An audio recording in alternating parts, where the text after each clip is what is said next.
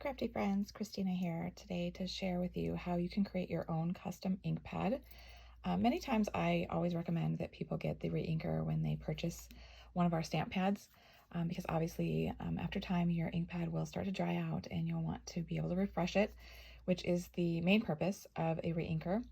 But the reinkers also have a lot of fun techniques that you can do, but today, because of the pandemic that's occurring, several of the ink pads that Close to My Heart offers are going out of stock. We're not able to get more supply in just yet, so I wanted to show people how in the interim you could get by since the reinkers are all still in stock. So there's actually a couple different ways that you can do this. One way is you can take a baby wipe, which I've taken and I've folded into squares here, so it's multi-layered, and then I would put it like on a saucer or like a plastic plate just so that your ink doesn't get on anything. And you're just going to go ahead and put a bunch of ink there down, kind of as big as your image that you're going to be stamping is going to be, until you can see the color go all the way through. So this is one way, and then you're going to go ahead and you're going to take any image that you have.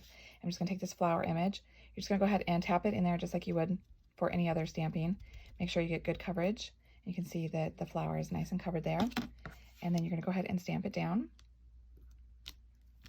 And then you've got your flower. Another way you could do it if you don't have any baby wipes on hand, I actually really like to do the baby wipes because something you will notice is if you have texture, like where I'm going to show you how to do it with a paper towel, sometimes that texture can come through in your stamping, which is why I folded the texture portion on the inside of my paper towel. And then if you don't have any like plastic plates or saucers that you want to use, you can always use one of our blocks. Just go ahead and put the paper towel on the block, and you're going to go ahead and fill in. Again, same process. Just kind of get a big splotch there where your image is going to be. The other thing is if you have maybe felt on hand, you could do felt as well. I just figured a lot of people have paper towels on hand. And so you're just going to go ahead and ink it up just like you normally would. Okay, and then I'm going to move that to the side.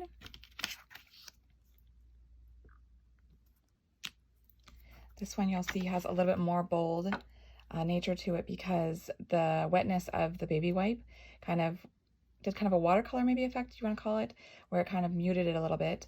And then I'll just do a third one with the actual sapphire ink pad just so you can kind of see the comparison.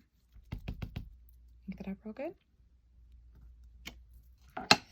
So there you see, there's the actual ink pad. There is using the paper towel where it's dry, and then there is using a baby wipe that is still wet.